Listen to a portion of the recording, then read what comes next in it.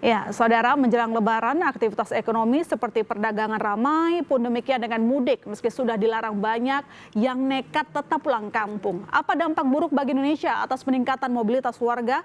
Sudah bergabung bersama kita epidemiolog UI, Tri Yunis Miko. Selamat malam, Pak Tri. Selamat malam, Mbak Mayweda, Mas Sister. Pak Tri, kita tahu ini tampaknya masyarakat memang semangat ya menyambut Lebaran. Jadi kita lihat itu kemarin kerumunan di tempat perdagangan, pasar, dan pulang kampung. Nah, apa dampak terburuk kalau mobilitas warga ini sangat tinggi dan berulang terjadi? Jadi saya mau jelaskan bahwa kondisi pasien tidak turun. Tidak turun menjadi 5.000. Jadi pasien ini bahkan tidak terdeteksi surveillance itu masih begitu, karena kontak tracing kita turun dari 20/30 pada bulan April 2020 menjadi 4 sampai 10 sekarang begitu. Jadi banyak kasus yang tidak terdeteksi oleh sistem surveillance, sehingga kasusnya sebenarnya Pak Tri? positivity rate lebih. Jadi kalau ibarat kita sudah bosan sedang. Oke, berarti banyak yang belum tercatat begitu ya Pak Tri. Lantas kalau saya kembali ke aktivitas perdagangan, sebenarnya untuk memberitahu kepada masyarakat, penularan COVID dari aktivitas perdagangan itu apa saja sih? Bentuknya kayak apa gitu? Ya, jadi kegiatan perdagangan akan menimbulkan kerumunan. Jadi setiap kerumunan, mau itu kerumunan karena mudik, apakah kerumunan karena perdagangan, apakah kerumunan karena transportasi, itu akan menyebabkan kapalnya akan bocor besar. Begitu.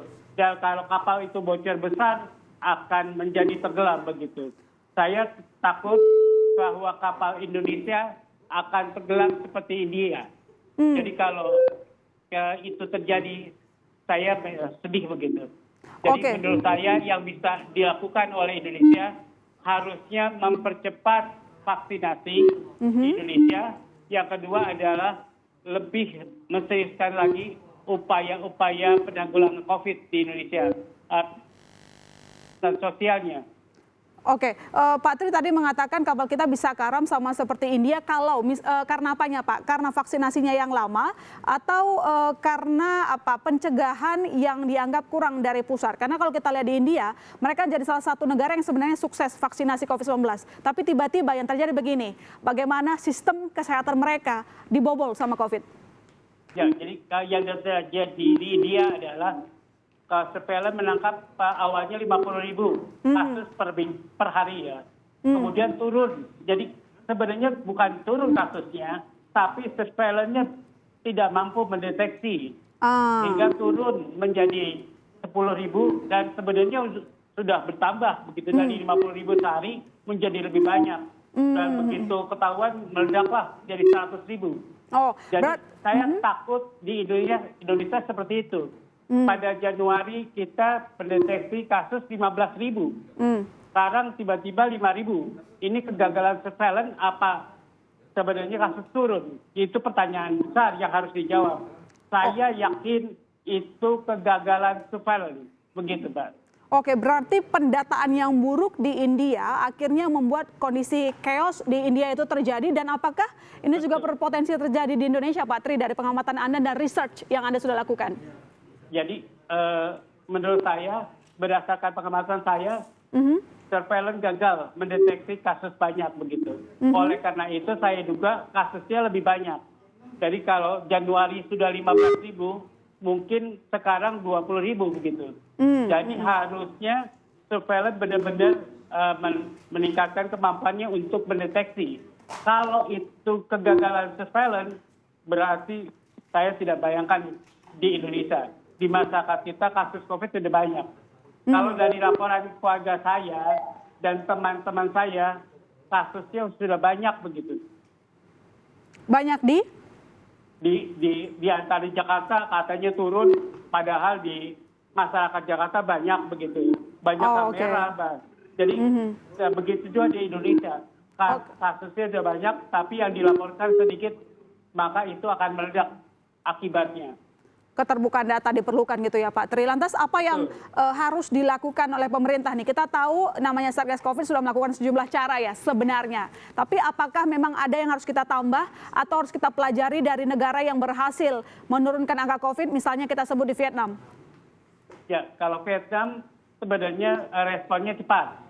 Pada waktu kasusnya 400 orang, dia sudah melakukan lockdown. Jadi dia berhasil melakukan lockdown dengan kasus 400 orang. Pada waktu Maret dia melakukan lockdown. Kita lakukan pembatasan sosial sampai sekarang. Dan terbukti kasusnya terus meningkat. Sampai 15.000 pada Januari tapi turun sekarang. Jadi saya sanksi sekarang ini turun padahal sebenarnya meningkat seperti India. Kalau ini seperti India, maka India kecil akan terjadi di Indonesia. Oke, Pak Tri, untuk kasus positif di Indonesia, mungkin apa kira-kira langkah jitu yang bisa kita lakukan, maksudnya lebih konkret lagi gitu Pak, yang dapat diberikan kepada Satgas? Ya, jadi menurut saya Satgas sudah berubah ya. Sekarang sudah lebih serius melakukan penanggulangan COVID. Kemudian pemerintah harus segera mempercepat vaksinasi. Kalau tidak, kalau tertunda, saya nggak tahu. Kecepatan pertambahan kasusnya dibanding dengan kecepatan vaksinasi, kita harus kejar-kejaran. Kalau lebih cepat pertambahan kasusnya, walau alam, tawar. Oke, baik. Terima kasih Pak Tri telah bergabung di Berita Utama. Meski kita tahu ini pemerintah punya komitmen menjalankan ekonomi dengan mengendalikan kesehatan, maunya beriringan. Semoga itu dapat tercapai ya Pak Tri. Terima kasih, selamat malam.